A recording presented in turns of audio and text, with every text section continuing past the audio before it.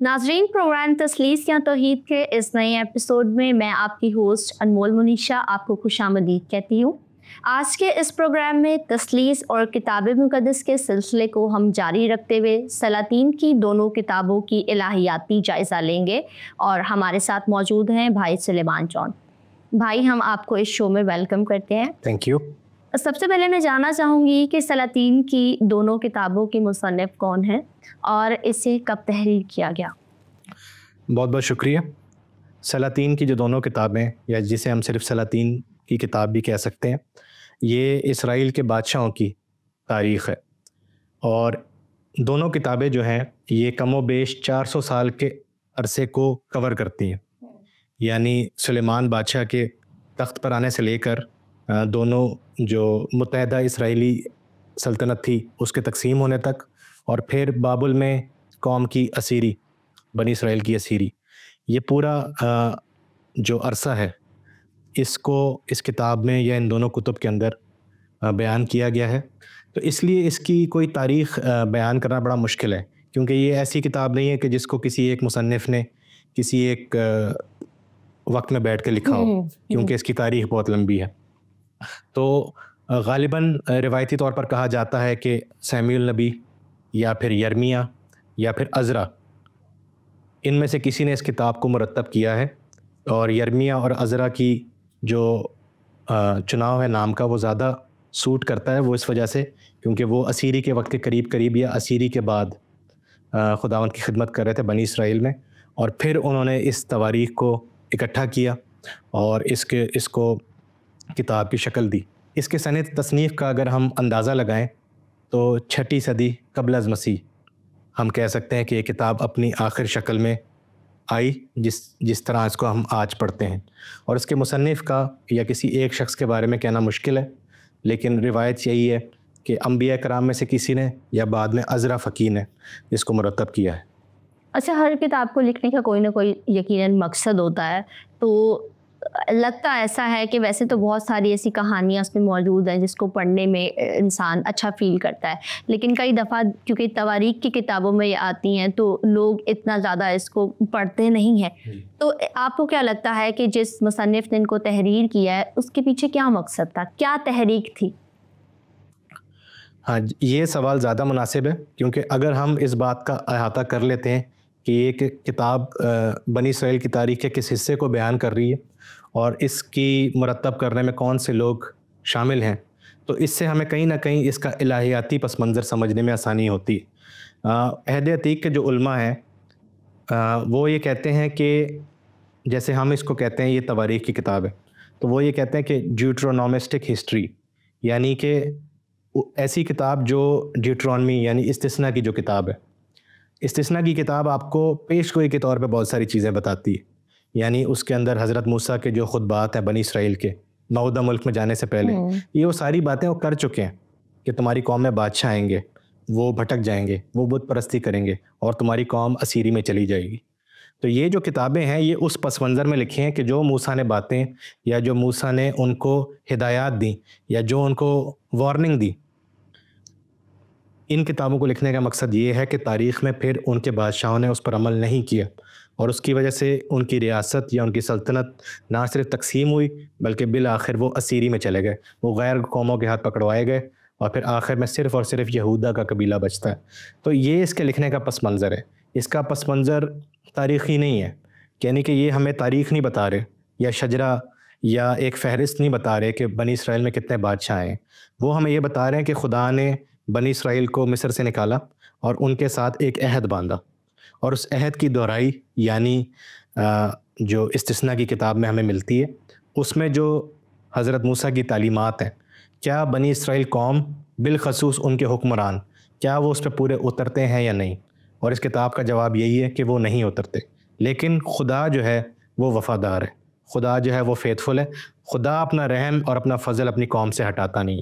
تو اس کتاب کا بھی کم و بیش یہی مقصد ہے، یہ دکھانا کہ انسان بالخصوص بنی اسرائیل اور اس میں بالخصوص ان کے جو حکمران ہیں جن کو خدا نے ہی چنا ہے، لیکن وہ بت پرستی کی طرف مائل ہوتے ہیں، وہ دوسری قوموں کی طرف مائل ہوتے ہیں، اور اپنی زندگی کی شخصی گناہوں کی وجہ سے وہ پوری قوم کے زوال کا باعث بنتے ہیں۔ یہ تو آپ نے مقصد کی بات کی ہے. یقیناً اس کا تھیولوجیکل اور ہسٹوریکل بیک گراؤنڈ بھی ہوگا. میں چاہوں گی اسے بھی آپ چند لمحات میں جو ہے سم اپ کریں. جی, ایک طرح سے اس کا میں خاکہ بیان کر دوں اگر ان دونوں کتابوں کا, تو وہ یہی ہے کہ اس سے پچھلے شوز میں ہم نے سیمیول کی کتب کے اوپر پروگرام کیا تھا, تو اس میں ہم نے اسرائیل کے 2 بڑے بادشاہوں کی تاریخ پڑھی تھی, یعنی ساؤل اور داؤد. سلاطین کی کتاب یعنی پہلا سلاطین جو ہے اب وہ ہے سلیمان بادشاہ کے بارے میں. سلیمان بادشاہ کیونکہ داؤد کی بہت ساری بیویاں تھیں اور ان سے اس کی بہت ساری اولاد تھی, تو داؤد کی وفات کے بعد ایک جیسے ہوتا ہے شاہی خاندانوں کے اندر ایک مقابلہ شروع ہو جاتا ہے کہ اب تخت کون سنبھالے گا. لیکن ناتن نبی کی نبوت کے وسیلے سے اور بیت شیبہ کی حکمت کے وسیلے سے سلیمان بالآخر بادشاہ بنتا ہے بنی اسرائیل کا. نہ ہی صرف اس کو قوم قبول کرتی ہے بلکہ خدا کی حضوری اس کے ساتھ ہوتی ہے. اس میں ہم پڑھتے ہیں پہلی سلاطین کی جو کتاب ہے اس میں کس طرح خدا اس کو حکمت دیتا ہے, کس طرح جب وہ ہیکل کی مخصوصیت کرتا ہے تو خدا اپنی حضوری وہاں پر شو کرتا ہے, اور اس کے ابتدائی جو اس کا سیاسی کیریئر ہے اس میں خداوند اس کے ساتھ کیسے چلتا ہے. لیکن آخر میں ہم دیکھتے ہیں کہ سلیمان بادشاہ اپنی حکمت یا اپنی سوچ پر زیادہ منحصر ہوتا ہے. وہ خداوند سے احکام لینے کے بجائے اپنی حکمت پر زیادہ زور دیتا ہے, اور وہ اس طرح کی کچھ غلطیاں کر بیٹھتا ہے جس کی وجہ سے ریاست جو ہے وہ کمزور پڑ جاتی ہے. اور اس میں سب سے بڑی بات یہ ہے کہ وہ خود کو بھی اور پوری قوم کو بھی دوسرے خداؤں کی طرف یا جنہیں بت راغب ہو جاتا ہے, اور پھر پوری قوم بھی اس کے پیچھے پیچھے راغب ہوتی ہے. یہ سلیمان بادشاہ کی زندگی کا خاکہ ہے. اور اس کے بعد سلیمان بادشاہ کے جاتے ہی خدا اس کو کہتا ہے کہ صرف تیرے باپ داؤد کی وجہ سے میں نے تجھ پر تیری زندگی میں عذاب نہیں بھیجا, لیکن تیرے جاتے ہی سلطنت جو ہے یا بنی اسرائیل جو ہے وہ 2 حصوں میں تقسیم ہو جائے گی, جنوبی اور شمالی. اس کی بھی ہم تاریخ کو ڈسکس کریں گے آگے. لیکن وہ جو ایک سلطنت تھی 12 قبیلوں پر مشتمل, وہ تقسیم ہو جاتی ہے. تقسیم ہونے کے بعد یہ ہوتا ہے کہ کیونکہ یروشلم جنوبی قبیلے میں آتا ہے اور ہیکل وہاں پر ہے, تو جو شمالی قبیلے کے بادشاہ ہیں بجائے اس کے کہ وہ عبادت کرنے وہیں آئیں, کیونکہ مسئلہ تو سیاسی ہے, وہ ایک طرح سے دوسری ہیکل وہاں بنانا شروع کر دیتے, اور وہ یہوہ خدا کے نام پر نہیں بناتے, پھر وہ دوسرے قوموں کے خداؤں خاص طور پر بال دیوتا کے نام پر بناتے ہیں, اور پھر ان کے پجاری اور اس طرح کے نبی جو ان خداؤں کی بھی پرستش کرتے ہیں وہ خدا کی پرستش کے ساتھ انہوں نے مکس کیا. تو ایک ایک کر کے پھر ہم ایک لمبی فہرست دیکھتے ہیں کہ 400 سال تک یہ عرصہ چلتا رہا, جس میں ایک کے بعد ایک بادشاہ آتا ہے جو بت پرست ہوتا ہے اور وہ قوم کی زوال کا باعث بنتا ہے. بیچ میں کچھ اچھے بادشاہ بھی ہیں جیسے یوسیہ بادشاہ جو کوشش کرتے ہیں کہ ہم خدا کے احکام پر چلیں. اس کے بارے میں یہ بھی لکھا ہے کہ وہ استثنا کی کتاب کو ڈھونڈ کے نکالتا ہے اور پھر وہ روتا ہے اور توبہ کرتا ہے, اور وہ بنی اسرائیل کی زندگی میں ایک ٹرننگ پوائنٹ بنتا ہے. لیکن بالعموم جو ہے یہ ایک طرح کی بادشاہوں کی ایک منفی تصویر پیش کرتی ہے, اس لیے نہیں کہ خدا ان سے ناراض تھا. یہ سلاطین کی جو کتابیں ہیں وہ آپ کو یہ سکھاتی ہیں کہ ہر بادشاہ مخصوص خدا کی طرف سے ہی ہوتا ہے, لیکن کیونکہ وہ تابعداری میں قائم نہیں رہتا, وہ شریعت کے اوپر یا خدا کے احکام کے اوپر یا ذاتی جو اس کا کردار ہے اس کے اوپر وہ پورا نہیں اترتا, تو وقت کے ساتھ ساتھ بے شک وہ سیاسی طور پر یا ایڈمنسٹریٹو طور پر اچھے بھی رہے ہوں, لیکن خدا ان کو منظور نہیں کرتا, اور پھر ایک کے بعد ایک خدا ان کو دھتکارتا ہے. اور اسی طرح یہ کتاب ختم ہوتی ہے کہ بنی اسرائیل قوم جو ہے وہ اسیری میں چلی جاتی انہی برے فیصلوں یا اسی طرح خدا کی عہد سے یا خدا کی سچی عبادت سے دوری کی وجہ سے. دیکھیں جیسے آپ نے بہت سارے بادشاہوں کا بتایا کہ فہرست 400 سال تک تو دیگر بادشاہ آتے رہے, جس وجہ سے آپ نے ایک صرف بادشاہ کو ہائی لائٹ کیا کہ اس نے خدا کی طرف لوگوں کو راغب کرنے کی کوشش کی, یوسیہ بادشاہ. تو کیا وجوہات ہو سکتی ہیں جس کی بنا پر ہم دیکھتے ہیں کہ 95 یا 96% جو بادشاہ ہیں وہ بت پرستی کی طرف راغب ہو رہے ہیں اور غلط کاموں میں انوالو ہیں, جبکہ صرف 1 یا 2 بادشاہ ایسے ابھرتے ہیں, نمایاں ہوتے ہیں جو خدا کی طرف جاتے ہیں. تو آپ کو کیا لگتا ہے اس کتاب کو پڑھنے کے بعد کیا وہ وجوہات تھیں؟ ہاں جی, یہ بہت اچھا سوال ہے. جیسے آپ نے بھی کہا کہ 400 سال کا عرصہ ہے, تو علماء اس کی تاریخ, اس پورے عرصے کی تاریخ یہ بتاتے ہیں کہ 10ویں صدی قبل از مسیح سے لے کر 6 صدی قبل از مسیح کا یہ ایک عرصہ ہے. اس کے پیچھے جو باتیں ہیں وہ سیاسی ہیں, ٹھیک ہے. بنی اسرائیل بے شک خدا کی چنیدہ قوم ہے اور وہ ایک زمانے میں متحدہ سلطنت تھی اور سلیمان کے دور پہ اس کو عروج ملا. یہاں پر ایک میں فرق آپ کو یہ بھی بتاؤں گا کہ اس زمانے میں سیاسی صورتحال تھی کیا. اس کے لیے مشکل الفاظ ہیں انگریزی کے, لیکن بنیادی طور پر اس کا مطلب یہ تھا کہ بنی اسرائیل ہمیشہ کسی نہ کسی بڑی سلطنت کے ہمیشہ تابع ہوتی تھی, جسے ہم کہتے ہیں ویزل اسٹیٹ, یا آج کے دور میں کولونائزنگ ہم کہہ سکتے ہیں, لیکن اس سے ملتا جلتی بات تھی کہ ایک بڑی سلطنت جیسے مصر ہے, جیسے بابل ہے, جیسے فارس ہے, تو وہ اس کو حالہ شاہی دیتی ہے کہ وہ اس کی پناہ میں ہے. ٹھیک ہے. سلیمان بادشاہ کے دور پر پہلی دفعہ ایسا ہوا کہ بنی اسرائیل دوسری قوموں کی برابری کرنے لگی, اور وہ ایک وجہ یہ بھی تھی کہ اس نے جو غیر قوموں میں شادی کی اس کی وجہ یہ بھی تھی کہ وہ تمام غیر اقوام کے ساتھ صلح کرے, پولیٹیکل لنکس بنائے, اور پھر بنی اسرائیل کو وہ ایک عروج پہ لے گیا تھا. لیکن ہمیشہ سے بنی اسرائیل کی جو لوکیشن ہے یا جو اس کی سلطنت ہے وہ ایک چھوٹی سلطنت ہے, تو وہ ہمیشہ جسے ہم کہتے ہیں والیٹائل رہی, یعنی اس کو خطروں کا سامنا رہتا ہے اور دنیا کی نگاہ بھی اس پہ پڑتی ہے. تو جو بھی بڑی طاقت ابھرتی ہے تاریخ میں, پہلے مصر تھی, ٹھیک ہے, پھر اسور اور پھر بابل, تو ان کی کوشش رہی کہ کس طرح سے اس کو اٹیک کیا جائے اور اس کو اپنے قبضے میں لیا جائے. تو یہ وجوہات تھیں اور یہ خطرہ ہوتا ہے. یسایہ کی کتاب اگر آپ پڑھیں تو اس کے اندر 52 باب کے اندر لکھا بھی ہے کہ یہ بیسکلی جو اسیری میں بھی گئے ہیں یہ بے جا گئے ہیں, میرے لوگ بے جا اسیری میں گئے اور مفت ہی ان کو میں چھڑاؤں گا. تو اس کی وجہ یہ کہ جو ارد گرد کے سیاسی حالات تھے اس کی وجہ سے بنی اسرائیل کے اندر ایک خوف پیدا ہوا, بنی اسرائیل سے زیادہ ان کے حکمرانوں کے اندر خوف پیدا ہوا, اور وہ خوف جو پیدا ہوا یا جو ان کے غلط فیصلے تھے وہ ہمیں بتاتا ہے کہ الہیاتی جو اس کے پیچھے یا جو اس کے پیچھے روحانی بات ہے وہ یہ ہے کہ وہ خدا کی عہد سے یا خدا کے احکام سے ہٹ گئے تھے. اب دیکھیں بالکل ہی ایسی ملتی جلتی بات ہے کہ جب بنی اسرائیل کنعان میں داخل ہو رہے تھے تو پوری قوم خوف زدہ تھی, ٹھیک ہے, کہ وہاں پر بڑے بڑے لوگ ہیں, ان سے ہم کیسے لڑیں گے. لیکن یشوع اور کیلب تھے جو کہتے تھے نہیں ہم لڑ پا سکیں گے, اور وہ فتح یاب ہوئے. تو یہی تھا. تو آگے جا کر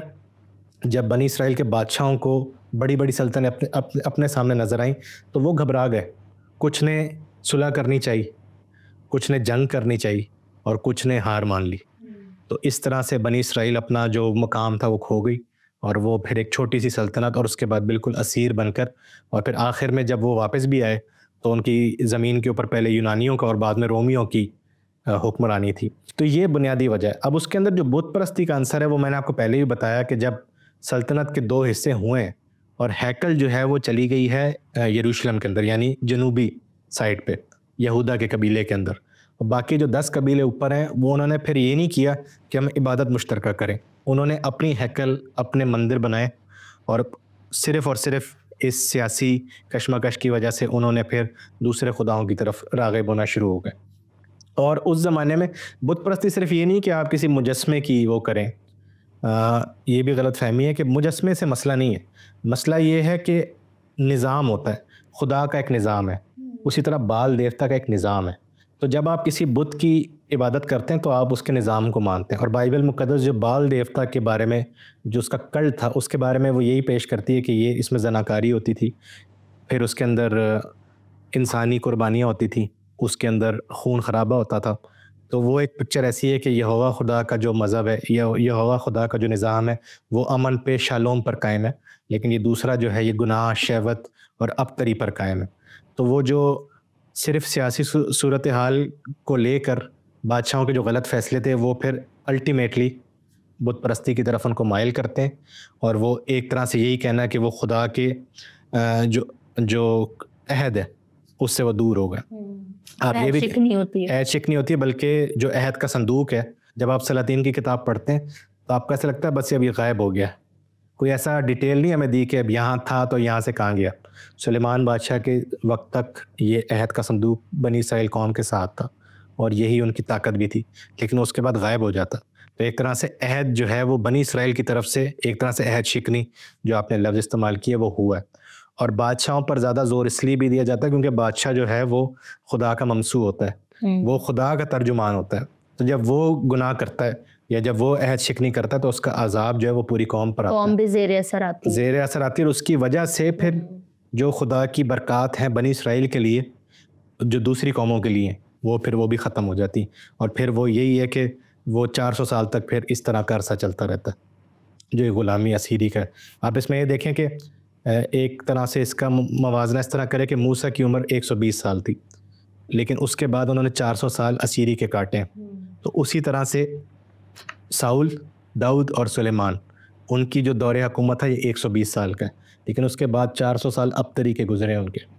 تو یہ بھی لکھنے کا ایک مقصد یہی ہے کہ وہ یہ دکھا رہا ہے کہ یہ سیکوینس ریپیٹ ہو رہا ہے کہ خدا تمہیں بچاتا ہے، وہ تمہیں مستحکم کرتا ہے، لیکن تم عہد شکنی کر کے تم بھٹک جاتے ہو، اور پھر تم 400 سال تک تم روندے جاتے ہو۔ تو وہ اسی طرح سے جو استثناء کی تاریخ ہے اس کو ریپیٹ کیا جا رہا ہے۔ تو یہ اس کا ایک الہیاتی پس منظر ہے اس کتاب کا، اور یہی اس کو اگر آپ ذہن میں رکھ کے پڑھتے ہیں نا تبھی آپ چیزیں سیکھ سکتے ہیں۔ اگر آپ تاریخی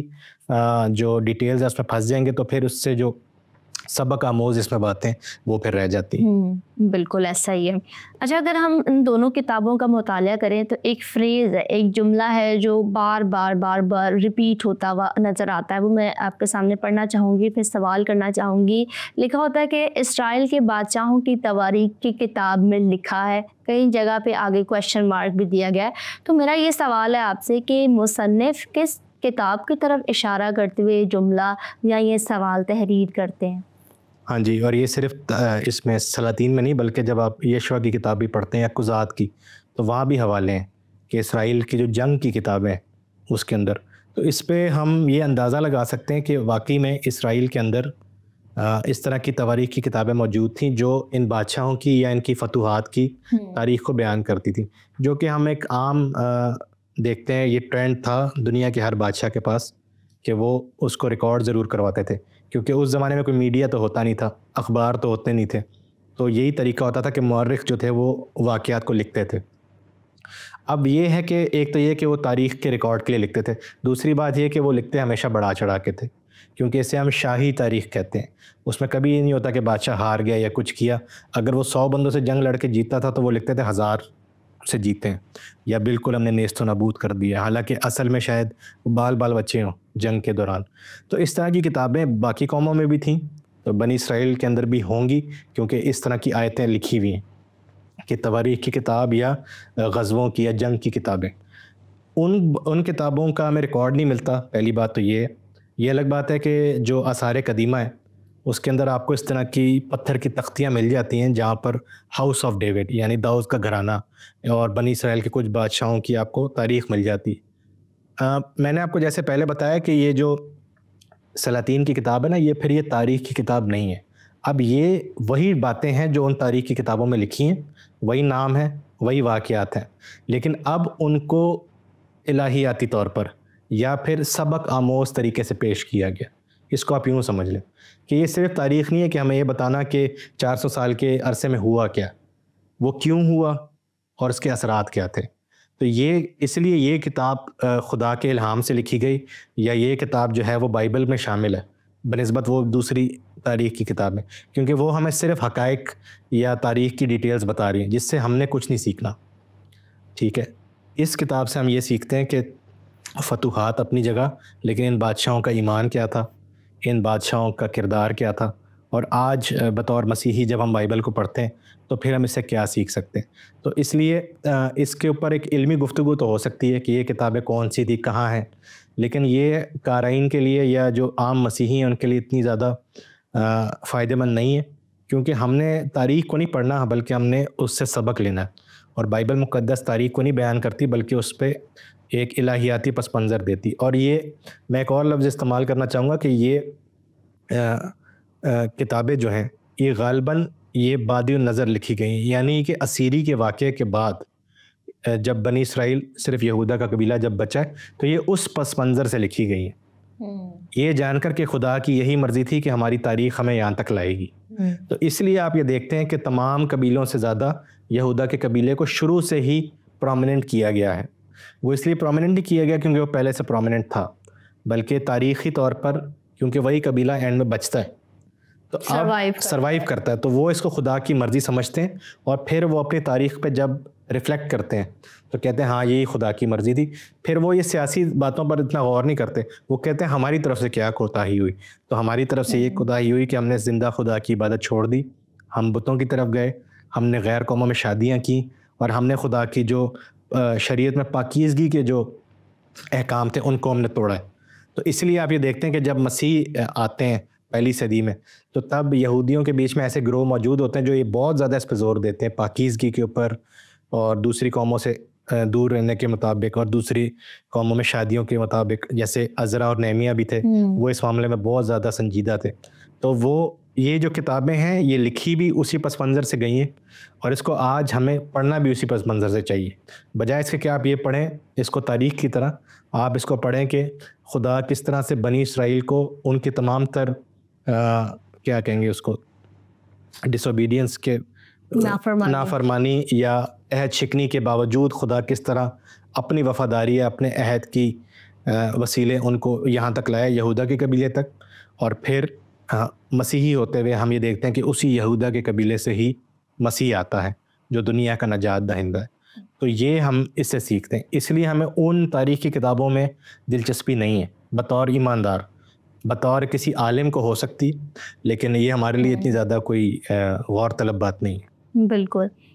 یقیناً جب ہم دیکھتے ہیں سلاطین کی دونوں کتابیں پڑھتے ہیں تو اس میں بادشاہوں کا بھی ذکر ہے, انبیاء کا بھی ذکر ہے اور دیگر ایسے مخصوص واقعات بھی ہیں جو کہ بڑے اہمیت کے حامل بھی ہیں اور سبق آموز بھی ہیں. لیکن میں چاہوں گی کہ ہم پہلے بادشاہوں کی بات کریں, اس کے بعد پھر ہم انبیاء کی طرف آئیں. تو چونکہ ہمارا جو پروگرام ہے وہ تثلیث سے ریلیٹڈ ہے تو ہم ہر کتاب میں پچھلی ایپیسوڈ میں بھی ہم یہ کرتے رہیں کہ ہم ریلیٹ کرتے ہیں کس طریقے سے جو بھی کریکٹرز بائبل مقدس کی ان کتابوں میں موجود ہیں کیسے وہ تثلیث کے ساتھ ریلیٹ کرتے ہیں. تو اسی سے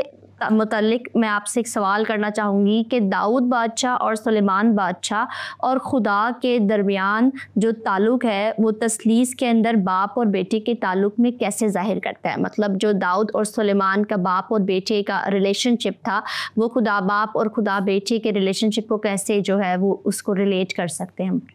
ہاں جی, میں نے تھوڑی دیر پہلے آپ سے کہا تھا کہ سلیمان کو بادشاہ بنانے میں ناتن کا اور بیتشیبہ کا بہت بڑا ہاتھ تھا, کس طرح وہ حکمت سے اس کو بادشاہ بناتے ہیں. حالانکہ داؤد کے بہت سارے بیٹے تھے, لیکن یہ وہی بات ہے کہ اب دیکھیں یہ تو ایک فیکٹ ہے, تاریخی فیکٹ ہے کہ وہ کس طرح بادشاہ بنا. یہ جس طرف آپ اشارہ کر رہی ہیں یہ اب اس کے پیچھے خدا کی مرضی کو ظاہر کرتا ہے. اور جب ہم نے سیموئیل کی کتب کا مطالعہ کیا تھا, خاص طور پر دوسرا سیموئیل اس کا 7واں باب, وہاں پر خدا داؤد سے وعدہ کرتا ہے. داؤد آپ کو پتہ ہے کہ وہ ہیکل بنانا چاہتا ہے, لیکن خدا اسے منع کرتا ہے کہ تو نہیں بنائے گا بلکہ تیرا بیٹا بنائے گا. اور اس کے بارے میں خدا کہتا ہے کہ وہ بیٹا پھر تیرے تخت پہ بھی بیٹھے گا اور اس کی سلطنت کو کبھی, بلکہ تیری سلطنت کبھی ختم نہیں ہوگی. اور وہ جو تیرا بیٹا ہوگا نا وہ اصل میں میرا بیٹا کہلائے گا. اور ہم سمجھتے ہیں کہ یہ سلیمان کی طرف ہی اشارہ ہے بنسبت داؤد کے باقی بیٹوں کی طرف. اور آپ کو پتہ ہے کہ عبرانیوں کے خط کا مصنف جو ہے وہ اس آیت کو یسوع مسیح پر اپلائی کرتا ہے کہ کس سے آج تک خدا نے کہا ہے کہ تو میرا بیٹا ہے. تو وہ اس آیت کی طرف اشارہ ہے. تو وہ تثلیث کو ظاہر کرتا ہے. ہم نے یہ سیکھا تھا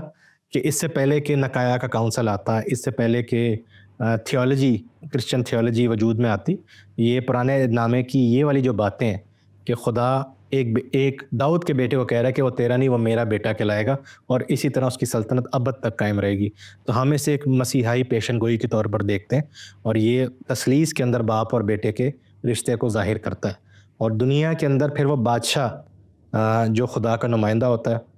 اس میں ظاہر ہوتا ہے, لیکن تثلیث کی نگاہ سے ہم دیکھیں تو وہ خدا باپ اور خداوند یسوع مسیح یعنی خدا کے بیٹے کے تعلق کو ظاہر کرتا ہے کہ وہ در حقیقت ہے تو انسان کی اولاد ہے, لیکن وہ تیرا نہیں بلکہ وہ میرا بیٹا ہے. اور اسی وجہ سے اس کی سلطنت ابد تک قائم رہے گی. تو یہی باتیں آگے یسایہ کے اندر مسیح کے بارے میں کی ہے, اور پھر ہم بالآخر انجیل کے اندر یسوع مسیح کے بارے میں اس طرح کے دعوے پڑھتے ہیں کہ وہ خدا کا حقیقی بیٹا ہے, نہ صرف خدا کا بلکہ داؤد کا بھی, اور اس کی سلطنت ابد تک قائم رہے گی. تو پرانے نامے میں خصوصی طور پر یہ تواریخ کی کتابوں میں اور نبوتی کتابوں میں داؤد کا بیٹا ہونے کا مطلب ہے خدا کا بیٹا, اور اس کا مطلب ہے مسیح. تو یہ ساری باتیں مسیح کی طرف, جناب مسیح کی طرف اشارہ کرتی ہیں, اور اسی سے تثلیث جو ہے اس کی آپ سمجھ لیں کہ ایک پرانے نامے کے اندر اس کی ایک بیس عکاسی ہوتی ہے, اس کی ایک بیس بنتی ہے. آف کورس یہ ایک کرسچن طریقہ ہے پرانے نامے کو پڑھنے کا, لیکن یہ بات اس میں ہے موجود ضرور، اور اسی کو لے کر ابتدائی کلیسیا نے مسیح کے بارے میں اپنے عقائد کو وضع کیا تھا۔ یہ جو تثلیث کی ہم ایک بہت آپ سمجھ لیں ٹیکنیکل تھیولوجی سیکھتے ہیں، وہ تو آگے جا کر چرچ نے اس کو وضع کیا، لیکن اگر آپ اس کی بائبلی بنیاد دیکھیں تو اس سے پہلے یسوع مسیح آتا، اس سے پہلے اس کا بپتسمہ ہوتا، اس سے پہلے کہ آسمان سے آواز آتی کہ یہ میرا بیٹا ہے، اور اس طرح کی ساری باتیں پرانے عہد نامے میں اس طرح کی باتیں لکھی ہیں کہ داؤد کو خدا کہہ رہا ہے کہ جو تیرا بیٹا ہوگا وہ تیرا نہیں بلکہ وہ میرا بیٹا ہوگا۔ تو یہ ایک مسیحائی پیش گوئی بھی ہے جو کہ تثلیث کے اندر باپ اور بیٹے کے رشتے کو ظاہر کرتی ہے۔ اچھا، میں اس ایپیسوڈ کا اینڈ جو ہے وہ آپ کی اس تھاٹ سے کرنا چاہوں گی جب آپ نے کہا کہ سلیمان بادشاہ کی جو پیدائشی تنازع تھی، کیونکہ ہمیں پتہ ہے کہ کس طریقے سے بائبل مقدس اس کی پیدائش کو بیان کرتی ہے، لیکن میں یہ سمجھتی ہوں کہ دیکھیں گناہ کا زور یا گناہ کا اثر تب ختم ہو جاتا ہے جب انسان حقیقی توبہ کرتا ہے۔ تو شاید خدا کا یہ فیصلہ اس ٹائم پہ جو ہے وہ قابل اعتراض ہوتا کہ اگر داؤد بادشاہ نے گناہ کرنے کے بعد معافی نہ مانگی ہوتی، لیکن ہم یہ بھی دیکھتے ہیں کہ اگر داؤد بادشاہ نے گناہ کیا اور سلیمان بادشاہ جو ہے وہ گناہ کی وجہ سے ہی پیدا ہوئے، لیکن ہمیں بائبل مقدس ہمیں بتاتی ہے کہ کس طریقے سے زارو قطار جو ہے وہ داؤد بادشاہ خدا کے آگے رویا اور اس نے معافی مانگی۔ بالکل، اور اس میں یہ بھی ہے کہ جیسے داؤد کے چناؤ میں بات تھی نا، سیموئیل کہتا بھی کہ خدا اس نگاہ سے نہیں دیکھتا جس سے دنیا اپنا بادشاہ چنتی ہے، تو خدا وہ ہے جو جسامت یا ولدیت یا قبیلہ اس کے بیونڈ دیکھتا ہے، وہ انسان کے اندر کیا ہے وہ دیکھتا ہے، اور خدا وہ ہے جو دوسرا موقع ضرور دیتا ہے لوگوں کو، بلکہ دوسرا کیا، تیسرا چوتھا 70واں موقع بھی دیتا ہے کہ لوگ توبہ کر کے اس کے پاس آئیں۔ تو خدا نے اس تاریخ جو واقعہ تھا داؤد کی زندگی کا، اس کو بدلا